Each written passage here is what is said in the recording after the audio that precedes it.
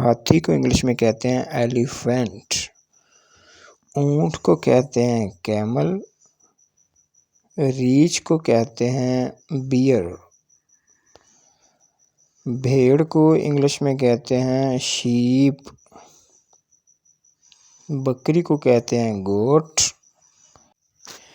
गधे को इंग्लिश में कहते हैं डोंकी। बंदर को कहते हैं मंकी। घोड़े को इंग्लिश में कहते हैं हॉर्स। जिराफे को इंग्लिश में कहते हैं जिराफ।